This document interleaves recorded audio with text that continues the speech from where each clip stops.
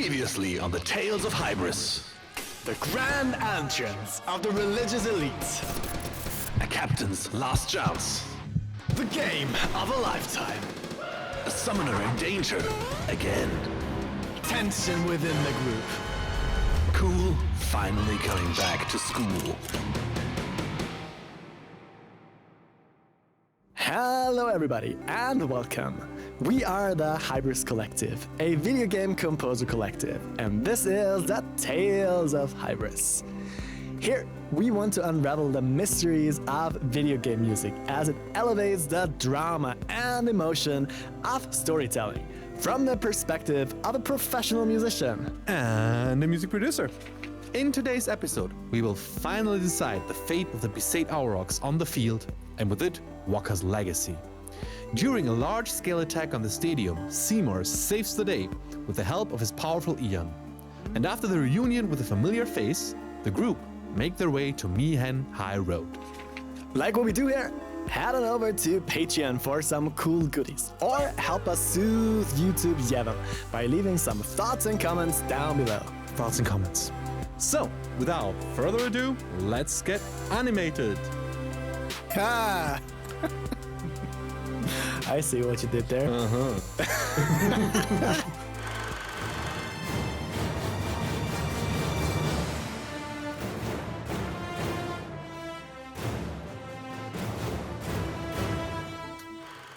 So, as we just said off camera, this episode, the preparation for this episode left us with quite a few weird earworms. Is that a word? That's a word, right? Yeah, earworm exists. Good. Yeah, so last thing we had in the last episode was meeting the goers for the first time, or not for the second time actually, for the first time as confrontational. Yeah. And now we are diving into the first blitzball match that we actually control. And since there's nothing to watch, I thought I'd just go straight into the QAs and the theme. Yeah, pretty much. I think the only funny thing is, or if I'm not mistaken, you can both win and lose that game, right? It's actually not that easy to win. Yeah. I mean, for me, it only worked when I managed to get the jack shot beforehand. Then it's somewhat easy because you could just bring Tidus into position and just, shoot for the goal. 3 out of 5 times you're going to hit. Yeah, true. Something like that. But without it, I never managed to win it. I actually sometimes don't even use the jack shot, even if I got it. Because I still like the sphere shot more. Yeah. The jack shot kind of makes it easy when you have 2 people in front of you. You can just knock them out. But then again, it takes a lot of time. And if I try and win this game, I want to completely destroy the goers because I hate them. It's not like I want to score like 2-0 or something. I think my best was actually 10-0. Really? Wow. Or 8 or something like that. I mentioned that I was yes, I destroyed the goers. It's always such a great feeling. Nice. No, that was impossible for me. Like without my tried and true tactic that I used to win the whole tournament afterwards, just swimming away with one fast guy. Yeah. Without that, I'm pretty lost. I mean, it works if you just pass around quite a bit. Yeah. Basically, it's pretty similar. Just try to taunt everybody towards you, and then as soon as they're far away enough, you can just pass it. Yeah. So you don't get any traction. Yes, I always do. That can work. But yeah. So, and yeah, you can both win and lose this, and I think the prize you get for this is an attack sphere, if I remember correctly. I don't know anymore. As far as I know, you get like a sphere that you can turn one of the empty sphere fields into a +4 strength thing, which is pretty cool. That's actually, yeah. Because especially for like the latest game grind, you theoretically want to find all the +4s for all the stats. So you put them in there if you want to really max out the sphere grid. Yeah, I never did that. No, me either. Never. Like one time I went through the whole sphere grid with everyone, but I never did the whole now replace every empty sphere slot with like a luck. Usually you want luck for the optimal build because Lux because Lux is so rare, the usual spheres that you get for it, or like the slots that you have, that if you find +3 or +4 luck, then you just slot them into every empty slot. That makes sense. What does it actually do, luck? Is it like crit chance? I'm not sure anymore actually. it's somehow I might get it confused with Fallout at the moment, because I know in Fallout, like, luck is this weird stat that influences almost everything a little bit. Everything that you do is just, everything that has a dice roll basically just gets slightly weighted, and system-wise there's a lot of dice rolls in the background in Fallout because it's like based on like do an attack and then the PC in the background just rolls dice whether you hit or not. Ah, okay, I see. Pretty much, and I think that's. But I'm not sure how it works in Final Fantasy. Part of me thought that it also has this like makes everything a little better. If you have more like, I thought it was just crit. but it's chance. possible also that it's just crit chance, which in that case then would make it kind of Useless. obsolete because you usually if you max out, you just have the second limit break. Because that's what I thought. I thought it just basically maybe the chance of stealing, but I don't think. I think it's only crit chance and being critted. That's the thing I Possible. remember, but I'm not sure. No. 5 minutes into recording and already tangent about luck. There we go. Anyways, let's move on.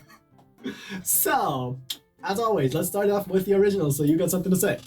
I mean, let's see how much we got to say for this. But yeah. Yeah, just start with like the drum intro. Getting more already pretty like. There we go. The bass line Yeah. riffing on the one note. Yeah, exactly. Always on the E. Yeah. That's pretty much where the whole piece stays, like this E as a bass line. I love the bass line. Yeah, absolutely. The drums are like Yes. All right, that could actually be the drums, like the weird synthy drums. I thought it was a synth, but it's I mean, I basically guess the it's same. synth in that case. I could just see like today someone played with like a Roland. Next thing was just Yeah. Imagine playing this track live. What's dying and why? Is everything bang again? No. And Oh, great, we just lost sound. We still got visuals. no, we don't. Oh. All right, so since we already had the first crash after like 5 minutes, let's try this again. So, Blitzball it was. Yes. Where were we? Right, vibing to the bass line. Somewhere here. Yes. And now the riff is doubled up with the guitar. Yeah, which totally makes sense that it's in E, because if it's like a guitar-based song, riffing in E, because E is usually the low note on a guitar, makes sense that usually guitar-driven songs or bass-driven songs as well are written in E. Yeah, Listen to every thrash song.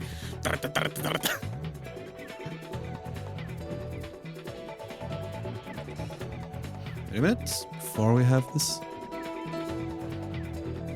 Okay, short thing. Can you do the piano a little bit up? On it. Yeah, okay, that's audible. Nice. So I at least know whether I'm playing the right notes or not.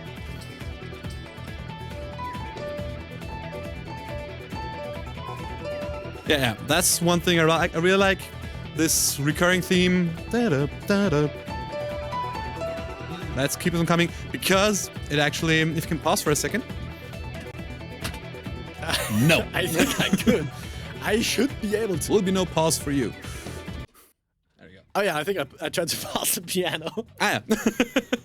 Did we do? Wait. So, All right. we didn't have to sync clap. Yeah, true. Anyways. Because what we have there the whole time is underneath it runs this E minor sound, mainly that sound. Like I think it's more of a power chord sound on the E. No, wait. What am I doing? Yeah, Yeah. I'm doing it right. That's basically the ground chord for the whole song.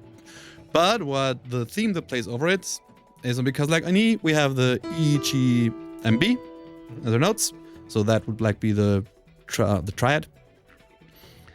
And over it we have the theme with.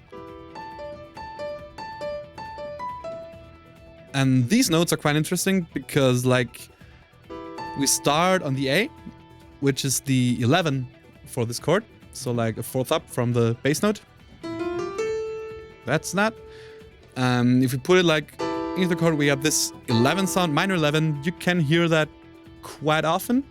It's like pretty common, or not super common, but common enough for like an extended chord. And then it goes down to the 7. So like, so like that's the whole sound that's being created. This E minor 7 11. 7 11. But yeah, I just kind of like it because it stays very rooted with like the E just going through. You just have a strong bass line. Yeah. And over it, this theme that pretty much only is based on extensions of the chord or like tension notes. Because I don't know, what I liked about it is, I guess if you just started writing things like that, it would be like more logical to do like something like this. Like just go from the 5th to the 3rd, something like that. 5th to the bass note in that case.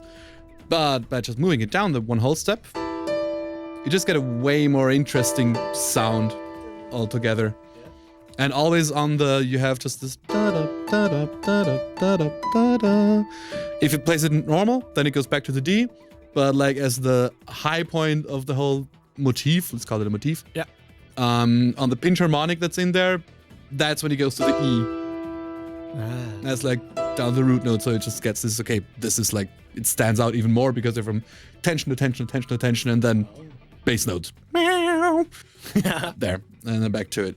So yeah, I just like how it's a very simple motif over there. There's not too much happening in there. It's just basically 3 notes in not a too complicated consecutive order. But just the sound that it creates, this minor 7/11 sound, is just, well, really nice. I'll listen to it now again. That I think it was the part we just listened to, right? Should start here somewhere. Oh, no, that's the build-up. Then later. Still. That's Nope, the whole even keeper later. part. There. This is the beginning, pretty much. And now it's a little more played around. Although we're listening to the remake right now, right? Oh yes, we are. Yeah. Because I think the original stays on the... Yeah. It stays on the, like, simplistic motif. You're talking about the guitar part. Yeah. Exactly. In the remake, they have the play arounds. No, but they have it here too. Oh, wow! I never heard that. It's so much in the background. Maybe because I'm a guitar player. I guess. You're right. Nah, okay, it stays. Okay, cool. I really thought that was only a remake thing because in the remake it's way clearer. I want to say something about this part because we're right there now. Yeah. For the music nerd in you, listen to this and figure, can you hear something worthy of music nerding here? Because I can. I recently heard this. You mean the Yes. the polyrhythm in the background? Thing. It's a 4 against 3, isn't it? We have a 3, 4, 1, 2, 3, 4, 1, 2, 3, 1, 2, 3, 1, 2, 3, 1, 2, 3, 1, 2, 3, 1, 2, 3, 1, 2. And it switches in between. It lands back on the 1. Yeah, right. Yeah, it doesn't do the, like, it doesn't shift throughout the whole piece. It takes a reset point at some point, but yeah. 1, 2, 3, 1, 2, 3, 1, 2, 3, 1, 2, 3, 1, 2, 3, 1, 2, 3. Some reset. And now 1, 2, 3, 1, 2, 3, 1, 2, 3, 1, 2, 3, 1, 2, 3, 1, 2, 3. I really like that. That's cool, yeah. I never realized that. Yeah, no, this definitely crossed my mind, but that's true. I'd never fully clocked that it's like, it technically is a polyrhythm, because it's like,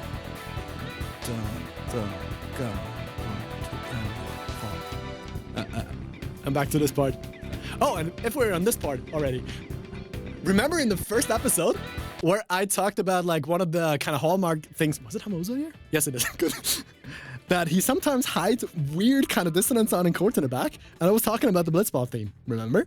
Yeah. There it is. There's this chord I was talking about. In the back of the next part.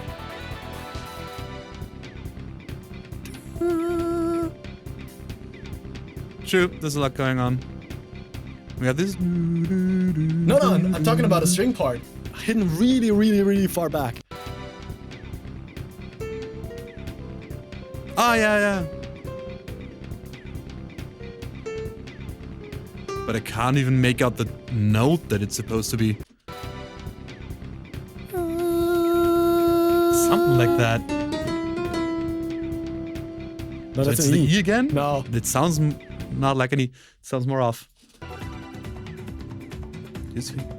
I think it's also in a remake. I thought it wasn't there, but I think it's really, really, really, really far back there.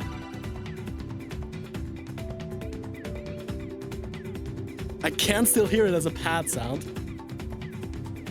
Possible. Extremely far back, but this is like really, I mean, I've developed my ear as a producer, so I can hear the things really, really far in the back, but this is like pushed so far in the back. This is like 3 levels underneath. No person hears that. Yeah, it's like it's quiet enough that when you tell me about it, I think I hear it, but I'm not sure if like this would be like a, how do you call that? A blind hearing or whatever. I'm to be not sure honest- if I could say that something's there. I don't think I would. To be honest, in a remake, I don't think why it's there in a remake because it's so silent that it's actually underneath the real perceptive point, I'd say. So why they still, I mean, they probably just kept it there because it was there in the original, I guess. Maybe. Here's a bit more apparent, but yeah. Yeah, I have this weird. Yeah, these hits in the background, but So weird. never ask me what those chords should be. Maybe I'll try to figure it out after the fact somehow, but yeah, this was such a weird thing to find there. If you can, like, if you really can hear that what's happening back there, I'm impressed. I mean, it's only one note and an octave up. It's some dissonant chord there. I think it's... That's the thing, I can't even tell if it's just one note or if it's like some kind of cluster voicing. Is it an E? An F, sorry. Because that would make sense. As said, I can't figure out a single note. I really can't pinpoint it. Might be microtonal thing. I don't know. I'll try and figure out if I can actually hear what it is. If I can, I'll edit it in later. But yeah. Just That's this weird. This was one of the things I talked in the first episode. Absolutely. That sometimes there are just such weird chords in the background somewhere, and I don't know why, but it's kind of cool. It doesn't. I don't know why it's put into this theme, which is actually like a really fun, sporty, yay kind of theme. It's like a challenging theme, but I don't know why the dissonance is there. But maybe because of like the danger of the challenge or something? Yeah, I mean, I guess it's like a way to somewhat keep up the tension of the song while reducing it dynamically. That will make sense. Because we have the breakdown Yeah. into like the tom beat and all that kind of stuff. True. So just so it doesn't get, I don't know, shut down is not the best word, but like reduced too Stripped down much. too much, yeah. That it just keeps something in the background that just keeps some level of something's happening before like guitars and all that come back in. I guess. Yeah. Maybe that could be one idea that I have why you would go and do that. But yeah, he tends to like to do that. It's something I'm happy that I have you for, because most of those I don't think I would hear necessarily. Not without someone pointing it out. Like when you point it out, at least in the original. Yeah, in the original I can definitely hear it. Yeah. Remake is said, maybe. Remake might also be me trying to think, yeah, I heard this before, so it must be here as well. You know, it's sometimes like, I'm sure I can hear that there because, you know, I heard it there in this like psychoacoustic kind of thing. Yeah, that's Wouldn't kind be of the first time. True. I've sometimes, I mean, it's one of the typical like audio engineering jokes. It's like, wow, this compressor sounds so good. I'm sure it will sound even better if you actually turn it on. Everything in bypass sounds better, extremely better. You can turn knobs for half an hour and it sounds so perfect, and then you realize, yep, you changed nothing. Still happens sometimes. But your mind did. I mean, it doesn't matter. If I think it sounds better now, that's fine. I can leave it. I'm probably gonna leave it in bypass then anyways. Yeah, I mean, Because then apparently it didn't need anything except for listening more to it. I guess. That's a different point again, and that constantly happened. Do you have anything in your notes, or should I go through mine now? Let me take a look. What's going on? Yeah, we had the A over D over the E minor. I don't know. Yeah, one thing I also like, just to keep the momentum going, it's already in the beginning anyway. Like this, the arpeggio that's coming in. Not there. I think it's coming one later, but oh, in between. I think it's like the second half. Yeah. Oh yeah. It's That like harmonized something like that. These like some of the Yeah. notes. I just kind of like it as just a flavor touch in there, Yeah. and it's just, it keeps this like very high energy thing up as well, Yeah. because you have the hi-hat that's going. That's that. And it doesn't come a second time, Yeah, which I yeah, also yeah. like. With Yeah, this riser kind of thing that comes in. Yeah, it That's a cool kind of adds- thing. And I like how the harmony comes in as well. Because if we go back to the first part, we start off with this first thing building up. Yeah. Harmony, Yeah. Oh yeah, right. sit back, It's out again. comes back in. Different part. Single. And the rest. Yeah. With this like really cool jungle percussion snare-ish. Yeah. I think that's a genre. I'm never sure. Like that goes into electronic genres, and I'm me neither. mainly confused with them. I think jungle is some sort of drum and bass thingy, but I try not. Please don't be insulted if I talk something really stupid here, because I don't know. Yeah, same here. Like the best thing someone explained to me was that it's a lot to do in electronic music with where the song lands BPM wise. Yeah. Like between 110 and 30, I think is somebody's house. That usually lands somewhere around the 120 BPM mark. Stuff I actually like that. learned this in audio school. Ah, nice. I don't remember, but actually, this was the first time I've ever heard that you separate a genre of music by BPM. I was like, what? That's a thing? I mean, in rock and metal music, of course, I'm pretty sure there is certain BPMs that happen a lot of times, but I never realized that. Yeah. It's just, all right, this feels right, let's go with that. I mean, yeah, I guess you could give something like thrash metal, something like that. Most of the songs are gonna be like in the upper BPM part as Probably. a general rule. Like slow thrash songs, I mean, they exist. they exist, but they're like the outliers, definitely. Like the genre as a whole doesn't sound slow. The genre That's is Don't forget, the like, triplets. It's a triplets. Yeah, It's like the 16th notes, the threes, scallops. Let's call it scallops. scallops, Yeah, but true. that kind of stuff. So yeah, but then the finer parts of like electronic music with what's exactly is jungle and progressive house, and Oh yeah, I don't know what kind of stuff. No clue. I absolutely don't get it. we tried not to insult anyone. If you're insulted, I guess we're sorry. Something like that. I mean, I guess it's not insulting to say I don't know. But maybe we're talking something stupid. Anyways, what I wanted to start off, because we were talking about the first part. Anyways, in the remake, the bass drum is already Right, that's way more punch. More of it, like almost. I'm gonna say the next rock stupid band. thing, like a techno bass for me. to me that's, It's so more punchy. that's more of a rock thing. Oh no! It reminds me of basically the kind of bass sound that Infected Mushroom, like psychedelic psytrance stuff, sometimes uses. Like Infected Mushroom definitely has a similar, very very pointy, punchy bass sound usually, and that's what it reminds me of. Yeah, maybe they were influenced by that. I mean, it's a remake anyways. But yeah, I really like the driving bass line and like the playfulness of the whole thing. Oh, And I think, especially the bass line is only on the one note. It's only on the E, no. which I think is really cool. Also in the background, you always in that part you have these two chords moving. But it's yeah, true. It's Again, both. this what we talked about before, the polyrhythm. Is it? Yes, it is.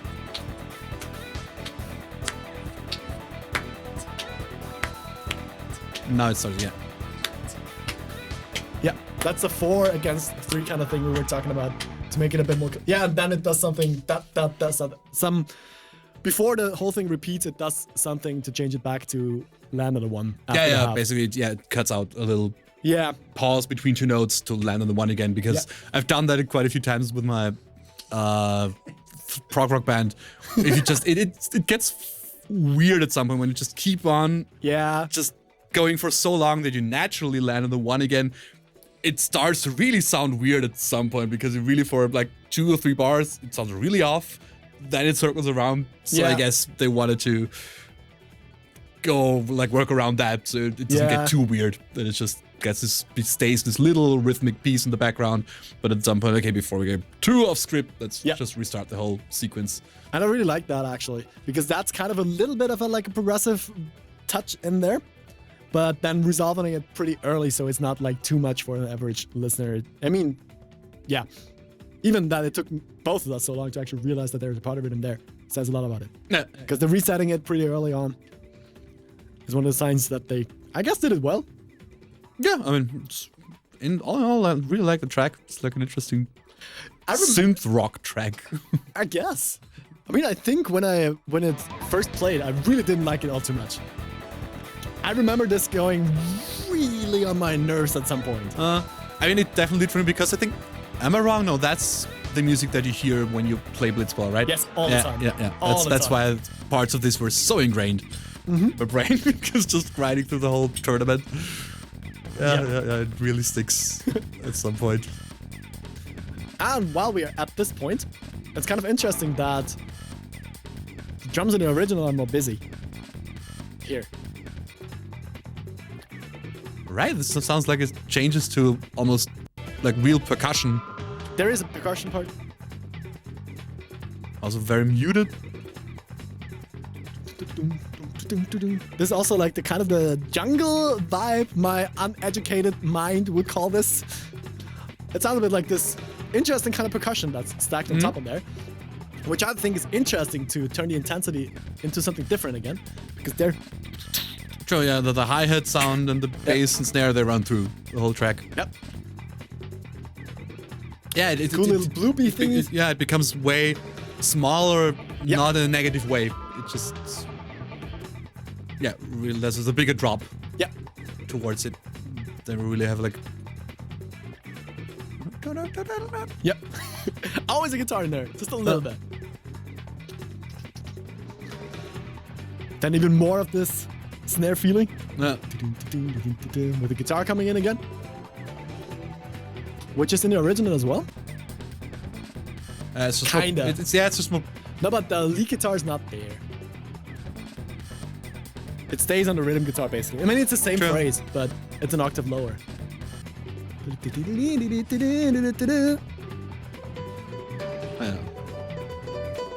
Yeah, those are the two. And this divey thingy there is really cool. Yeah, that. I really like all these sound effects right there. It's so cool. Yeah, I mean, I really like this. The whole song has this mixture of basically. I'm never sure where the motif stops, where it becomes a melody. Yeah, debatable.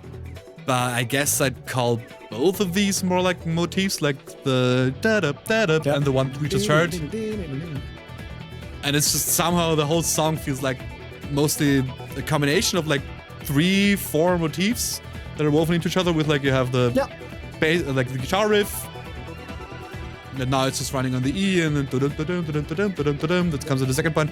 So we have these 3-4 things that just get interwoven in the whole thing, and basically a rhythmic through line. Yeah. We have the 4 to the floor that at least feeling-wise always goes through. True. Or I think it stays there almost all the time. Like even when there's more complex stuff going on in the drums. Yeah. It's just this bass groove always stays. Yep, it always has this kind of 4 to the floor feeling. I agree. There are a few things in between that I wanted to mention. First of all, in the part we talked about before where the synth thingy comes in, it's a stutter effect on there. It's not You mean the synth in the background? yes, The arpeggio. the one that comes in the arpeggio, right? I really like the stutter effect because it gives a little bit more tension as well. Yeah, right. Especially when the harmony comes in. It's even stronger when the harmony comes in, I feel.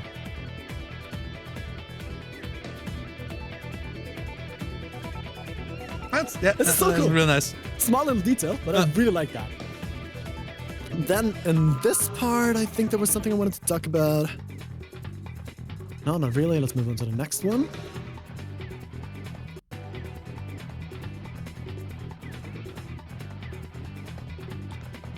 Yeah, the percussion coming in there, we talked about that before. And then here, a little thing. If you listen to the lead guitar here.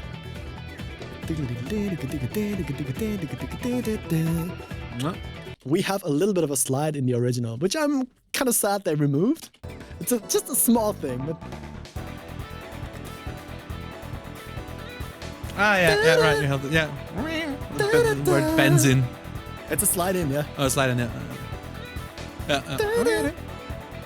We don't have that in the remake, which I'm kind of sad about, because I feel like this is a small little touch that's really cool. True, We have a bit of a stop there, but we don't have that cool little slide, there's no slide. which I'm missing. That's small details, I don't like that. Yeah, definitely. We talked about the weird synth chords, right? Yeah. And then when you talked about like the tom groove in the original, which is right before the whole thing loops, Exactly. which is basically this part, It's like a little drum solo, somewhat. Yep. Which is such a stank face groove in the remake. Okay. It's so much stronger. So if, with a bit of before, This is so much. Yeah. This is much heavier. Yeah, And just, again, just the. after this, we have the synth stutter. Much stronger the stutter with like the dive down. Yeah. If we listen to the original real quick, I think this is something that the remake does way cooler. The original sounds like this. Which is And there's a also rise. cool, but I feel this is once again a track where they built on the original and made it a little bit cooler in the remake.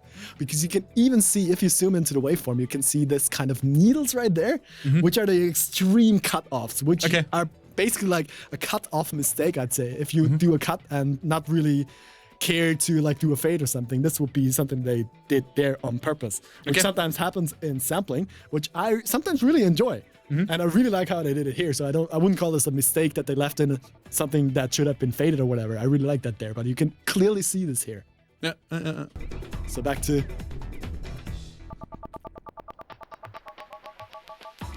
Also, we like how the drum beat very lo-fi shortly comes in the end. Like that. all right. I never heard that. Very quietly. Also, it does the timing distortion. Oh, It also goes down in tempo. Yeah, same Interesting. time distortion and then back up.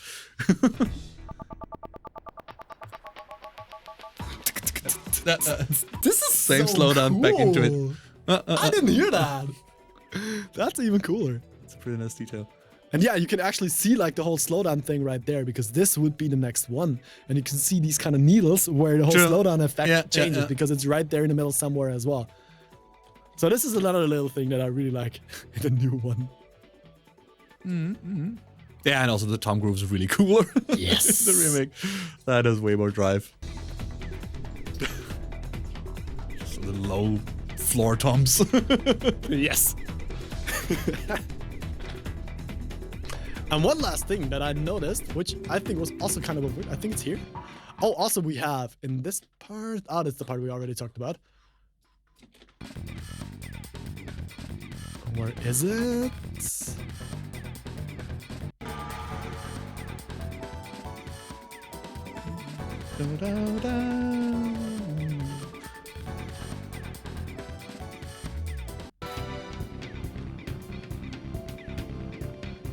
That's the... Where is it? I can't find it. You'll get there. Yeah, yeah. I will. Is it here? Is it later? Is it... What are you looking for? Maybe I can help.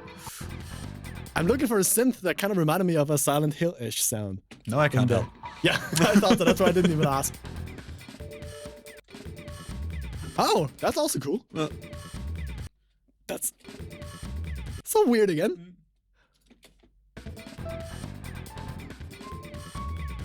That's where it lands. Yeah, that's basically the... Is it a sixth? The minor sixth? No, that's a major sixth. Okay, I see. The E is a root note. Ah. Major sixth. Interesting. Ah, yeah, it is technically in key. Kind Yeah, of. yeah. Doesn't sound too off. But yeah, there's a lot of like nice little things he does with small synth melodies / motifs in the background. Oh, that's the one I meant, actually.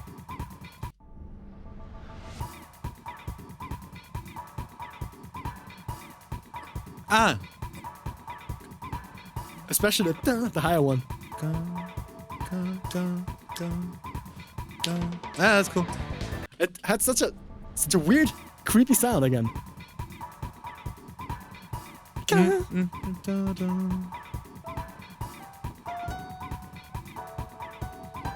Something like that. I think I would hear it somewhere lower.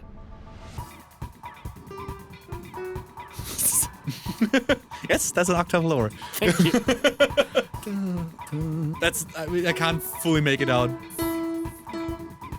I think it's a chord that's happening anyway. Yep, it is probably one of these patches where you actually just play one note and then it plays a chord. But yeah, I mean, I guess that's it for the track. finally found the Silent Hill-ish thing I wanted to talk about. Yeah. That took a while. Yeah. All in all, I really like this track now. Yeah, no, I really like it. It's like Both of the versions. it's very nicely arranged, I would say. Like it does a cool job of like having high energy parts going like toning down the energy but keeping like the through line alive. It doesn't go too far down because you always have this four to the floor give them hell thing. Yes. Preference? I have to say, all in all, I like the remake better. Yes. Just the thicker sound and all that helps that track.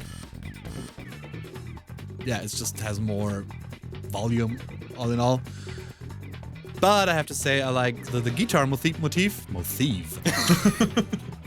What did it steal? I don't know. The Mo. It's that one I like more in the original, just because if you don't hear the little ornaments, as well as you can in the remake, the melody becomes clearer for me in the original. You know what I mean? Because the original still has this ba-dum, ba-dum. That's what I really Okay. very strongly hear. Now that you told me, I kind of hear that it's also doing the little ornaments Yep. up and top, but it's like the focus on da-do, ba-bo, ba-bo. What you hear is that. Yes, that is true. It's more. And It's it's a bit of clearer. the palm muting sound, basically, what they simulate Yeah, there. it's way, That's and true. I like that better because the melody is clearer. Like that one just sounds a little too finicky for me, I guess, I can see what you mean. because of all the very clear ornaments that are happening. But I guess that's more of a... Yeah, I just like the clearer melody. It fits better for me within the song. But on the other hand, of course, having some like more virtuose, quote unquote, guitar in a song like that also makes sense, or that you can hear it better.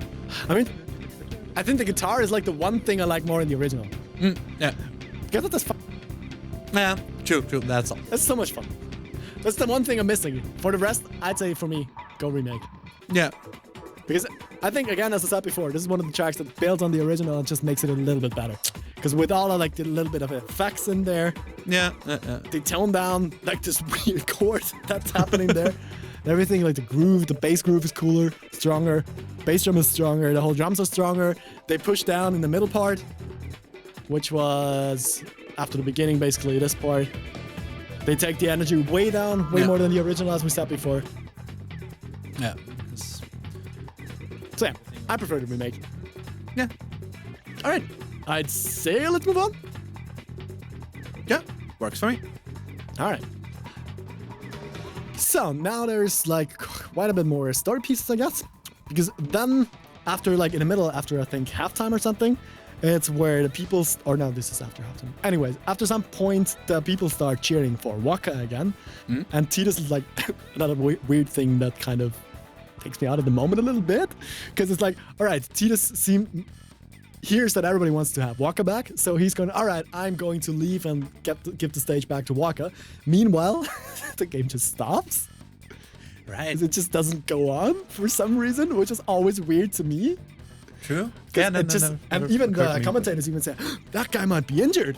It's not like there's no stopping at all, because you start exactly at the point where you left off when Wakka joins again, because you have the clock still running. True. That was such a weird kind of thing. But yeah, anyways, people start cheering for Wakka, since apparently Wakka does have quite a bit of fans because he's been there for like 10 years or something. I guess, don't know, yeah. something like that. They've been at it for quite some time. Yep. And I guess there's always going to be someone who's rooting for the underdog. Yep. And like 3 people or something, as they stated. You just have to have loud people. Yeah, that's true. And yeah, then you actually can finish the game without Tidus, which actually makes the game a little bit easier, because it's like somewhere in the middle point, I think after 4 minutes or something, you get back a character that has full HP again. And he has like his poison shot or something, so you can shoot a bit more again. Yeah, I think yeah, this yeah. was done to make it a bit easier to win. I guess, but Because then you can go all out with Tidus' HP, because every shot you take in Blitzball takes away like HP, basically. And you can have like a few more shots with Wakka then, I guess. yeah, So makes that's what sense. it felt like to me. I only won that game once in one playthrough. Like in the other 2 or 3 that happened, I always lose. I think I've only lost it like twice or something, so I usually win this one. But I also like, okay, this is my real concentration. Probably like the most focused I'll be in any playthrough of this game. This is where it counts. I mean, yeah, come on, you really want to beat the goers. Yeah. I hate the goers. I usually do want to, I just don't manage to. No, I just couldn't take it. If I don't beat him, I just restart. The whole game. No, yeah, just restart the whole game at the beginning. I didn't grind enough Blitzball until this point. You can't play Blitzball before this point, just saying. Anyways, so then Wakkas joins again, and the theme changes. Because then you hear the blitzes again. Which I think is a really cool choice for like the final stretch of the Blitzball game. Because the Blitzers is such an energetic theme in a completely different way again. It's more of like this victorious adventures kind of thing again, and not this challenging as like the Blitzball theme itself was. So I really like how the Blitzers plays then. Yeah, my head keeps on confusing these two ones. Blitz off and the Blitzers. Yeah. It's just like, wait, no, wait. Oh, no, you're right. The Blitzers is Tidus' theme. Yeah.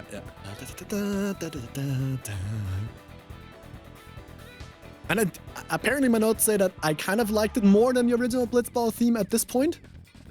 Although the Blitzball theme is still a bop. But probably just because like the difference of the two themes makes the scene shine more. Yeah, it's a nice contrast. Contrast, that's what I was looking for. And then, basically, this decides if we win a game or not. And then the sphere pool gets attacked. Yeah.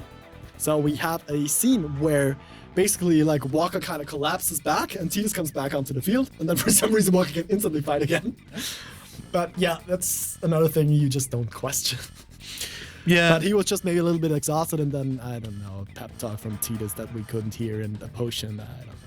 Plus, mainly, like, 90% of the fights in that game, and for me, most JRPGs in general, are just so removed somehow from the rest of the game in general that it's usually just like, yeah, that's okay, just throw it in. Of course, it's fit again. We're gonna fight. I know this is like, this is like complaining on a high level. I know that. But yeah, man, I get what you mean because, on the other hand, the game, especially Final Fantasy X, I guess most other games too, it doesn't always clearly separate because you have the moments where like story directly goes into the fight and it's clearly connected. Which happens in like 10 minutes or 5 minutes, basically.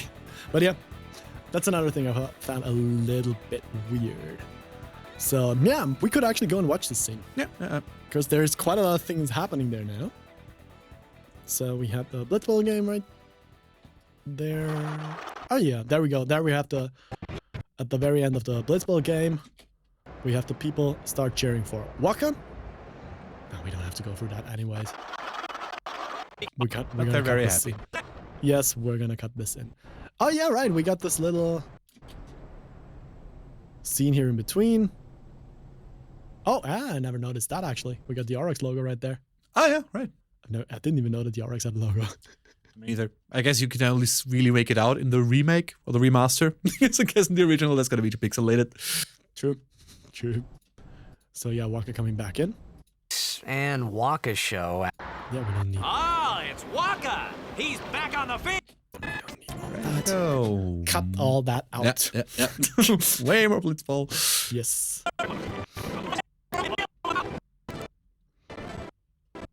And here we actually win the game in this scene. If you do. Unbelievable! We do. The Aurochs win, folks! This is one for the record books! One for the record books. Well, And there we have Wakkas basically injured, kind of, again. Falling over. Which must be quite dangerous. yeah, in the never, water. I could never fully tell what he's doing there. If it's like exhaustion or just relaxation from like happiness that he won. Probably is. It's probably a realization of, yes, I'm done with this. Because actually, Wakkas actually quits after this game. Yeah. He tells the whole team. I mean, you can recruit him really late game again. Can you actually? Yeah. Oh. Really late game. Okay. When you can kind of travel the world. That's the point where you can get him as a fighter again. But yeah, here we have the attack scene again. Fiends in the Blitzball Stadium. Yes. And nobody knows where they come from. I mean, we'll get into that a bit later. But here we have a few fights with these weird fishy things that we've seen fought them in the very beginning of the game. Yeah, we've seen them 1 or 2 times before. Yes. So yeah, that goes on for a bit. And then What's happening? we have the other side. And an interesting character is showing up. There we go. We might know that guy from somewhere. Yeah, and he's again as composed as he was with Sin. It's like, I don't care what's happening. Unfazed. Yeah, Bored. yeah, I'm used to this. Come on. Sure. I really like that. Yeah. He's got like shaved armpits. Only on that side. That's the only one that you can see. Yeah. So yeah, He grows dreads in the other one. maybe. You never know. Sir Aurochs. And Wakka also knows him. So, you do know him. So he is famous here too. Yeah, best guardian there ever was. Yep.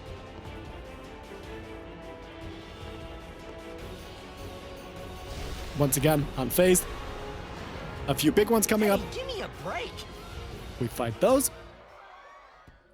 And now, I really like to cut to this scene.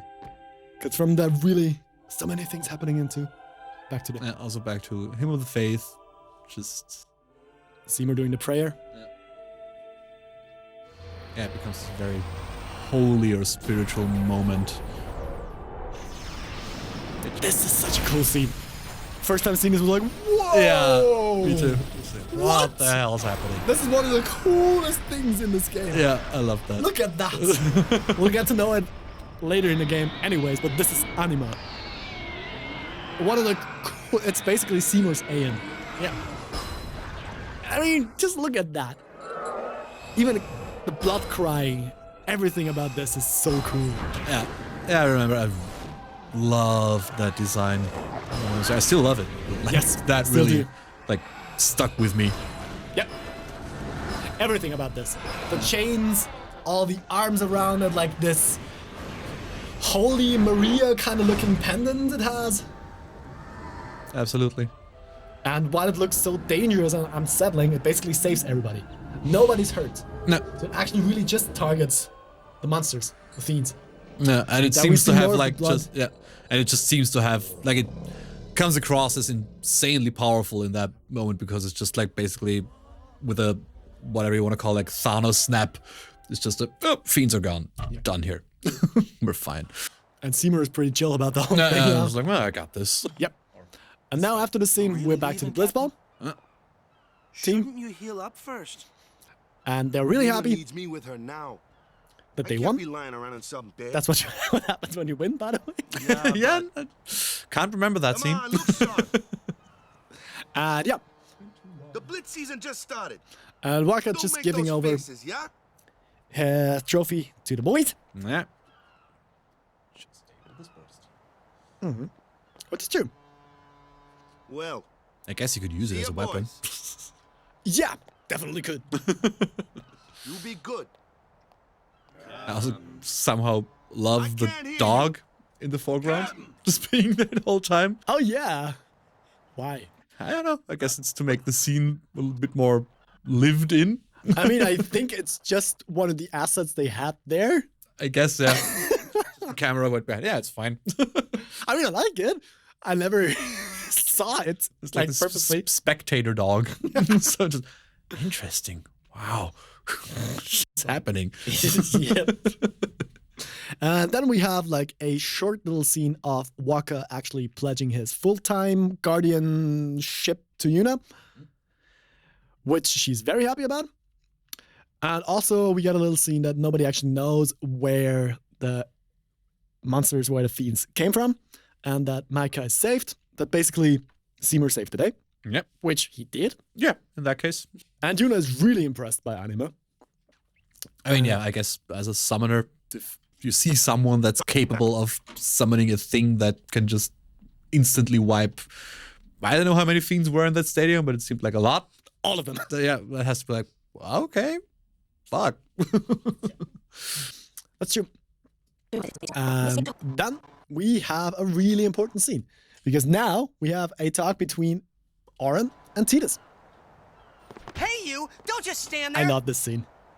All of this is your Shouldn't- fault. No, it just wait. No, shouldn't have Aaron's theme already come up? No, it comes up in a little bit. I A little bit. was mixed up the what happens when Yeah. that part of the game. But yeah, right. So we have this really. I mean, do you remember how I said I'm not going to talk about the voice acting much? Yeah, I love the voice acting here. I really do. I mean, come on. Listen to the way that Tidus' voice actor delivers the line here. All of them. It's just so. I love these. All right, let's go into Hey, that. you! Don't just stand there. The blaming. All of this is your fault. Getting swallowed by sin, ending up here in Spira, not being able to go back to Xanark, and everything. I'm telling you, it's all your fault. Leaving everything. Giving everything up. Orange just laughing creepily. Really creepily. Seems very amusing to him. Which also makes Who are you the anyway? character of Orange so unsettling again. And then You knew this my who old are man, you? didn't you? Yeah, And you also knew Yuna's father? that's correct. Hey, man, there's no way. That's just impossible. Nothing impossible about it. Jekt, Braska, and I, There's Orange's theme. together we defeated there it Sin comes. 10 years ago. Then I went to Xanarkand, where I watched over you. So that one day, I could bring you to Spira. So all of this was planned. Why did it have to be me? Jekt asked me to. I just love this. Is he alive? And story, Rob. It depends on what you mean by alive. He is no longer human. But then, I felt something of Jekt there in that shell, couldn't you? You must have felt him when you came in contact with Sin. And music fade. All right. Back to nothing again. It can't be. Really random story drop. In the middle of the game. Somewhere. It is. And Sin is wandering Jekt. in the back. Yeah, right. I'm wondering again. So good. So good. No, that's ridiculous. No way. I don't believe you. And like, again, voice acting. It's just But it is the truth. such a good reaction. You'll see for yourself. Come with me. If I say no, Every story must have an ending. I don't care about your stories.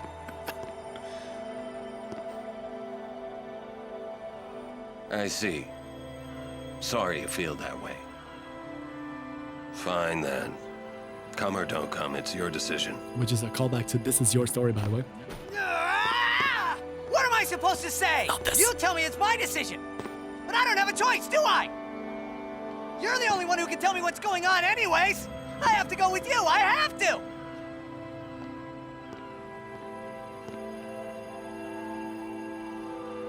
Irritating. I know. Or are you afraid? I think I'll actually call this one of my favorite scenes in the game. Just the way Tidus reacts. Auron. Yeah, it's really good. Now we got this. It's alright. Him being like the mentor figure now. Yeah. From this really creepy character he was. Auron. To this. Now even Tidus being so hurt or so. Will I ever go home? This Back hard? to Xanarkand? Yep. That's up to Jekt.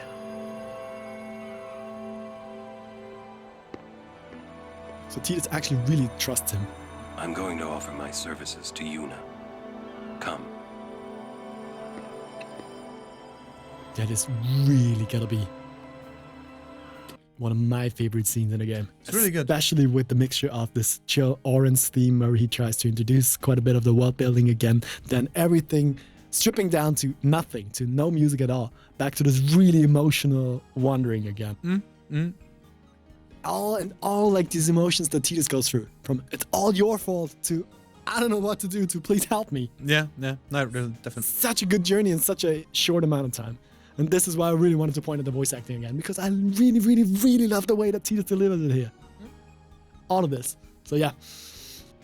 Yeah, no, for the most part, really works. Like the same thing that occurs quite a few times in the game happened here for me again, at least. That sometimes I'm just thrown back by timings, like how sentences are spaced, which makes sense. They have to, in that case, match it to the original voice acting in Japanese, and they have to match it to like the movements of the characters. So like the somehow correlates with him like pounding on his chest and things like that. So yeah, I guess that has to be a very hard job to like try to keep the meaning, keep the emotions, and keep the timing all at the same time. So just sometimes I feel like if that would have been written in English, the timing would have been somewhat different between. Sure. Sometimes they go very fast from like, oh, this and this. But you can just see that, okay, this just had to happen in that time span. Do you really feel so? I don't Sometimes, feel like but that. I mean, I know what you're talking about, because there's a lot of like, okay, there's a lot of space in between, and then he's really agitating, saying a lot of things in such a short time. But this is exactly why I really like this scene as well. And like the general bass vibe of that, I really dig. I think it works really well. That's why the whole scene definitely works for me. Like, this is not something that I would necessarily critique. It's just something that I feel like always throws me off a bit, but I guess that's just the same reason why, for example, I can't really watch any movies that I know the original language of in like dubs, because it's like not necessarily often I don't think the dub speakers are as good, but that's not necessarily the main point for me. It's just the mismatch, this just very slight mismatch that has to happen between like body action, facial movements, and what is said in what tone at what time. It has to be off a little bit. It can't fully flow together when you dub something. Sure. And I think it's just only that thing that's happening for me there, because you have so many close-ups where you see a lot of the face, where you see a lot of like timed movements, where I feel like, okay, in the original that's gonna like sync up exactly. Yeah. And exactly as he has the highest pitch in his voice, he's gonna hit the chest of Aurum. Things like that, where it's just like slightly off, but it's like not, it's just a necessity. Okay. It's not a, you did a bad job. I think it's just a, no, yeah, we had to have like 3-4 variables that all had to come together to fit in there. Yeah. So yeah, I think it's just the point of what normal dubs just do for me. That the slight mismatch of what I see and what I hear really bugs me. Yeah. For some reason. It's just I can't shake it off. I already have a problem when I try to watch something like a Korean movie or something like that. I usually watch them. I hate watching with subtitles because I hate reading, because I usually miss everything that's going on. Yeah. But especially for like Asian movies, the mismatch gets so big sometimes between what is said in the dub and how timings and emotions work there, especially for like Korean movies where they overact more. I have a tendency to, because like acting there is just more theatrical in general. Probably also because the language itself lends itself more to that kind of acting. Yeah. I mean, I only can talk about Japanese because I'm not sure if I ever watched any Korean movie. I really don't know. But yeah, Japanese also overacts, which kind of works with the whole anime thing as well. Because that's like, of course, closely linked. And I think also that's always linked to the language itself as well. Yeah. So I totally get that, but I didn't have that feeling at all here. Yeah, no, I'm definitely saying like it definitely works. Like what I'm saying is not I think they did a bad in any way. They did a bad. It's just, it's the usual, throws me off, but I think that's more like a personal thing for me, that just this mismatch is something, no, I just don't buy it. Sorry you feel that way. But the scene works, the scene is good, I think the voice acting is great. So, all right. In general, I agree with you. Good. So, I'd say let's talk about Auron's theme in a little bit, because we have a small scene in between, and then we have Auron's theme once again at the very end. So I think this could be like the last thing we talk about. Yeah. There, before we leave Luca. So, after this, we have a little scene, a little conversation from the others about Tidus, if he's gonna stay in Luca, if he'll find his way back to Xanarkand, and Wakka was like, yeah, he would really miss Tidus. That was kind of cute again, like the bromance kind of thing again. And Yuno wants, basically at the moment that Yuno wants to go and see us, Auron shows up basically dragging Tidus behind him, which I think is really cool. Tidus still being like this mixture of frustrated, pissed kind of thing, this cute kind of pissed, you know? Yeah, exactly. Like, and he offers his services as a guardian to Yuno, which of course she happily accepts. Lula's asking him why, first of all. He said, I promised Braska. And then he's like, he comes too. That one, I promised Jacked. No. All right. I really like that as well. And then Yuna's asking him, is Sir Jacked alive? Or, and again, this time a lot more cryptic, which I think is really cool. That first of all, here, story drop in your face. There you And go. here's like, yeah, I can't say, haven't seen him in 10 years.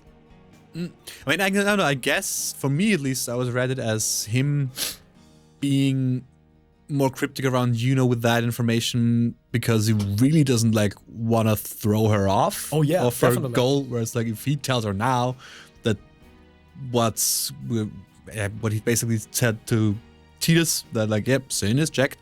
There's like I think there's a high chance that Yuna would just some would freak out. Oh, and yeah. be like, oh wait, then I can't go through with my journey because there's no way that I could. Sir Jacked. Yeah, could harm him or something like that. So yeah. He was like he was a guardian to my fathers. He's like a holy being in a way. Yeah. Totally get that. Yeah, this is exactly. I think why is it like for Tidus, you're coming from 1,000 years ago already. Like, you can know that. It's like not gonna throw you off too much. And you hate your father Yeah, anyway. so like you're happy to do whatever to him. Yep. With her, like, no, maybe. But I really like this little twist. I totally agree with you. That's probably the reason why he did that. It's really cool that we have this big story drop before and then like, I'm not gonna tell her. Not for Or the everyone. others. Yep. Then Oren says, you'll meet him eventually. I couldn't even remember that he said that here already.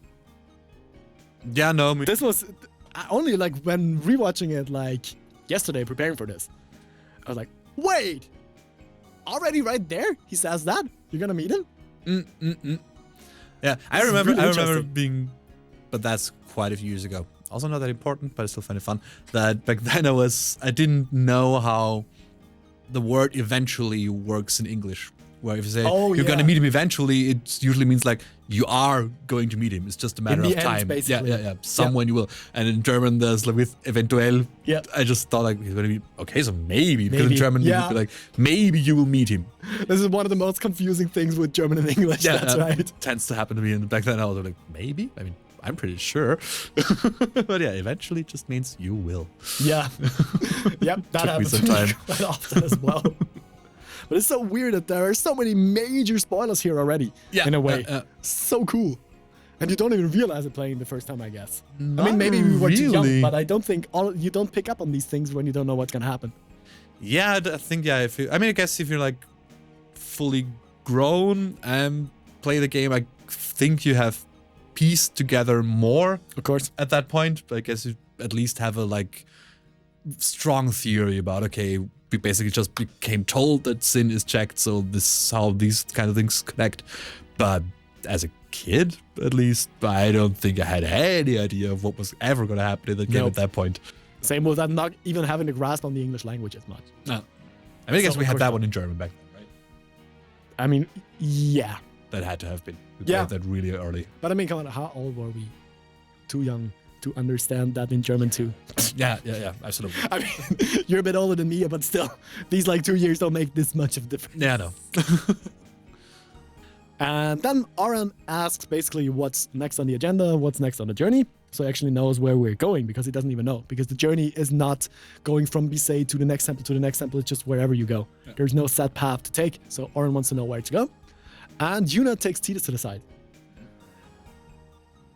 So I'd say before we switch over to this, one of the most iconic scenes of the game, I guess, we can talk about Oren's theme because it comes up like during this talk here anyways again. Mm-hmm.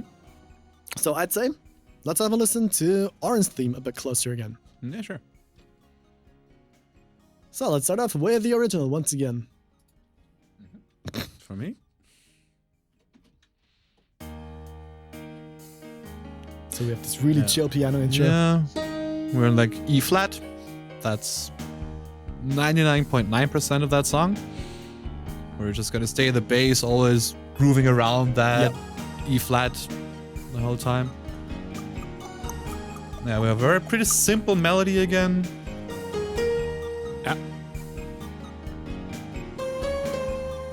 With that, and then back to Yep. there. And now So cool.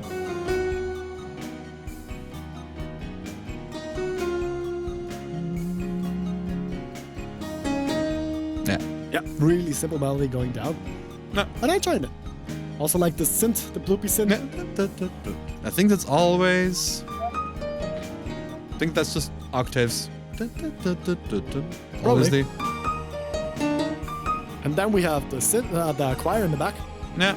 Getting some chords in. Is this? Yeah, that's also. Again, that's an Uematsu track. Yeah, right. All the themes are Uematsu. I guess so. Yeah. I just wanted to ask you that too. Yeah, no. I looked it up before I came here today. Good. That one's definitely also Uematsu. Because last time I think I thought that it was a Hamu or something like that. But no. Yeah. But yeah, he does this thing again that was also in other tracks of his when like the bass line stays on one note, he still creates harmonic movement with like the pads, like strings or choir in that case, that still switches harmonies in the background. So although it's all rooted in this E flat, still, yeah, it creates some harmonic tension in the background. And now we get that's this. so interesting for me because that part, it sounds like a solo almost. Yeah. Like It is. how the things are played, that really feels like someone improvising and not necessarily. It's so weird. Because it's so like out of key. And I mean, it's not out of key necessarily. It's just, Some I think notes. that maybe, but that like in a solo like that, you would usually say, well, that's just flavor notes or whatever. Yeah, But that's kind of what I mean. what I really find interesting is that has the strong sound of someone's just playing that on the keyboard and the strings that were on that keyboard just can't react fast enough to the inputs. Yeah. It's like that's just a blob and then there's like a note again. True. That sounds like he just slides across the thing, but I'm sure he's playing single notes. I mean, I really like it. Yeah. I didn't want to like put it down or anything, but it just sounds with the out of key. I meant like this improvisational character. Yeah. Character. Character. Yeah, but it's just because mainly it sounds like the like important notes or top notes of the solo feel like may have written out, but how he gets there just has this. Something like that. And that's like, okay, no, that's where I want to go. Yeah. And then again, this. Yeah. And I'd be really interested. I don't think it's really. You can really find out, but if that actually is something that was written out before, or if that actually is just nope, it fits for this track. I'm just gonna do like short solo at some point. No idea. Would be really interested to hear. But yeah, also just as you said.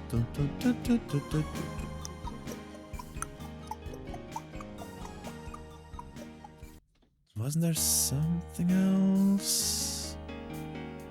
Yeah, I mean, what else? I mean, yeah, the melody, that's coming up, that's really like in the key that we're in. Just uses a just minor, melodic minor, basically, Okay. or harmonic minor actually. Yeah, because we have the major seventh. But it uses all those notes because it's so much on these. It has like a pentatonic feel Yeah. to me, Totally but does. with this note and that note at some point, these two, the F and the C, these are like, okay, that wouldn't be in the pentatonic. These are like the middle notes. It has a total pentatonic feel to me too. Yeah. Definitely Which does. I guess makes sense again, also because it being a guitar-driven track and just pentatonic for most people sounds at home on the guitar. Yep. Because that's what rock, like in its beginning stages at least, is about. That's what.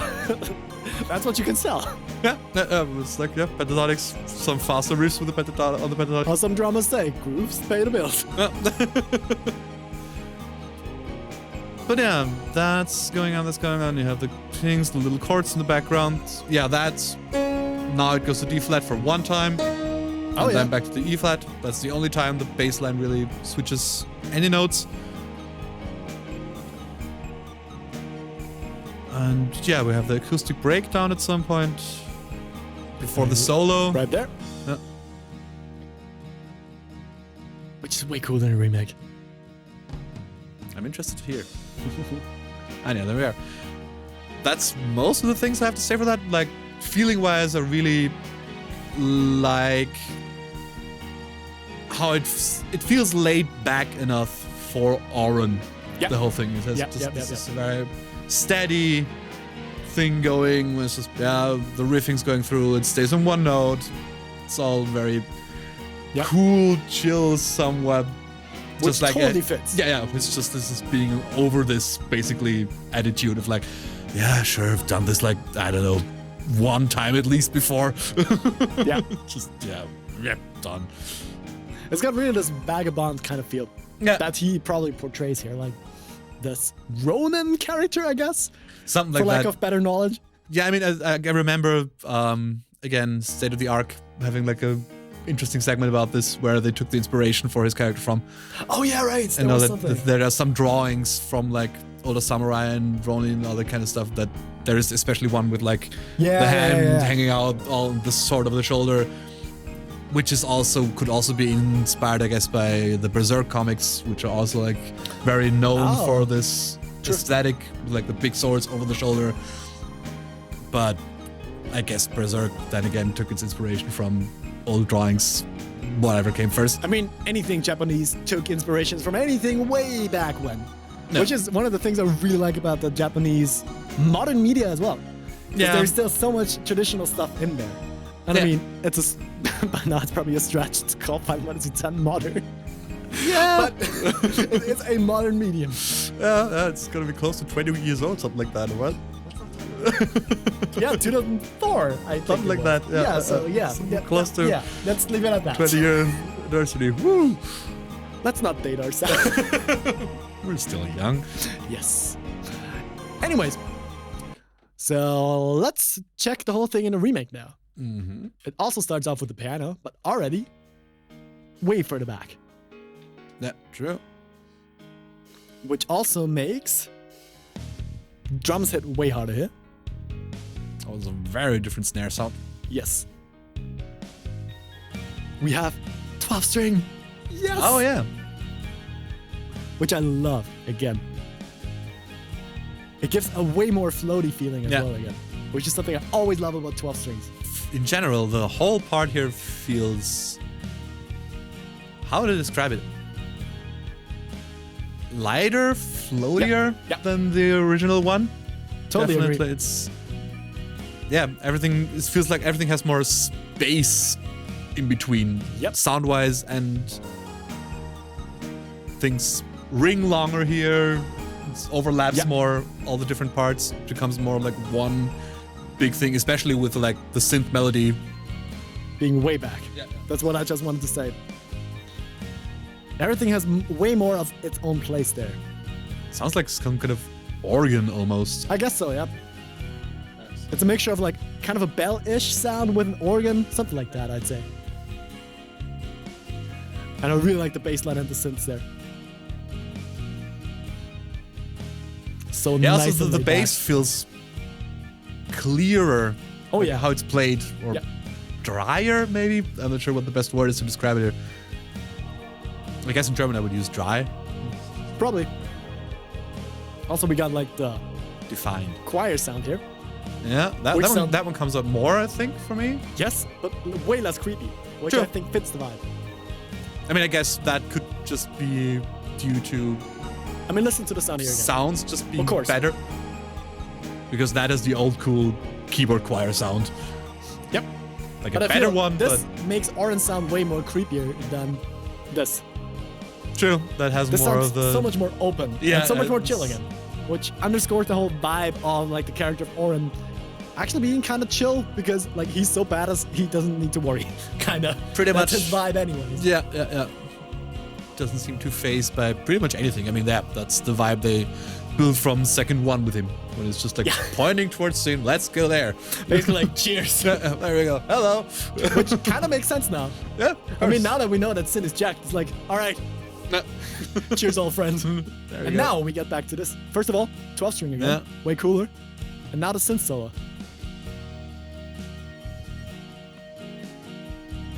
Which is the same. Yeah, almost. No, it's the same. It just sounds really different because of the sound. Because here you can actually hear what is playing. But I think it's way less. Yeah, but It's I think that missing a lot of notes. I don't think so. I think so. I'm pretty sure. I mean, it's way further back and it's down an octave, but it doesn't have this weird in-between chords. It's way more to the point. If we listen to like the original once again, we have these notes in between. Not here, in the later part actually. Already here. I feel think like that's in the original and the remake as well. It just doesn't sound so chaotic. See? it's there, but I still think it's less. Oh, but maybe that might be a sound thing. You might be correct. I can't 100% say it. No, you're right. I think he's playing the same things. It just sounds super chaotic with the strings and just way clearer and, for me at least, makes more sense. Yep. But here, he definitely seems to play less.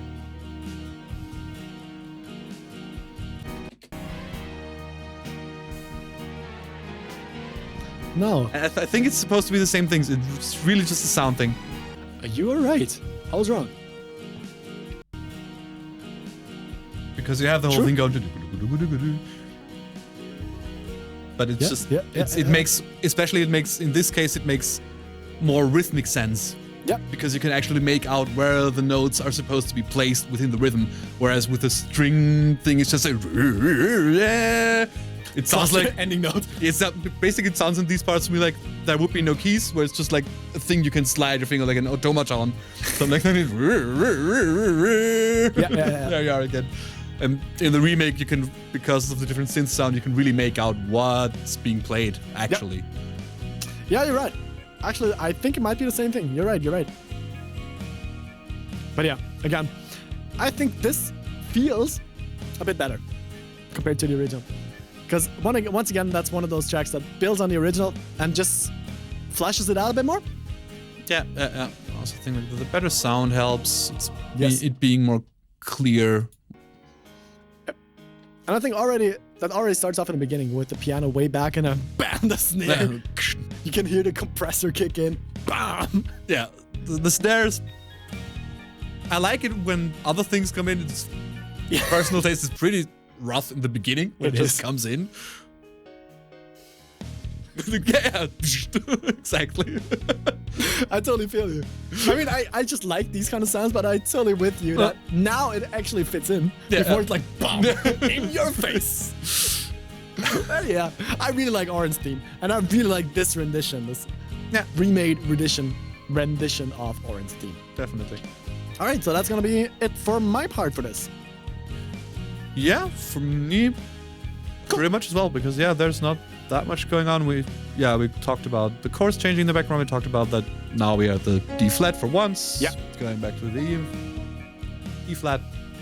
But yeah, other than that, the song's not that complex. It just works.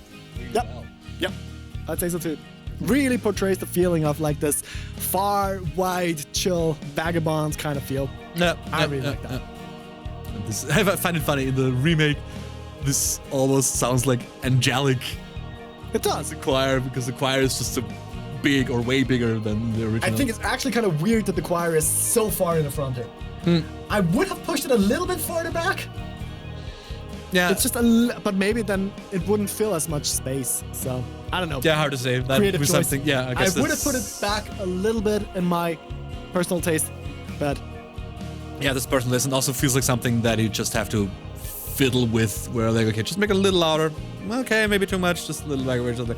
Yeah, I think that's a sweet spot. And I mean, it also depends on what intention there was to put the choir in there. That's another thing, what they wanted to portray, which you never know. Yeah. Because for me, it would be a background element. Maybe they wanted to portray a certain character trait of Oren with this. So I don't know. Possible. I mean, it could be like going out on a limb of like him having this somewhat little bit of a savior motif to him, where like he's somewhat the guy that comes in and he just knows Saves the the day. stuff. Yeah, he's done all this, and if things go too bad, then like Oren's gonna step in and do this for you little kids. I got this. Something like that. I mean, he is the old character. Yeah. I think he's supposed to be like 33 or 32 or Something like that. He looks way older. Yeah, but I think He looks also like 50 or something. in State of the Arc, I think they also talk about like there was a reason why that happened. I think the model was already done for like an older version, and then they decided to like age the character down, but then we're like, just leave it. It's fine. I think that's what I remember.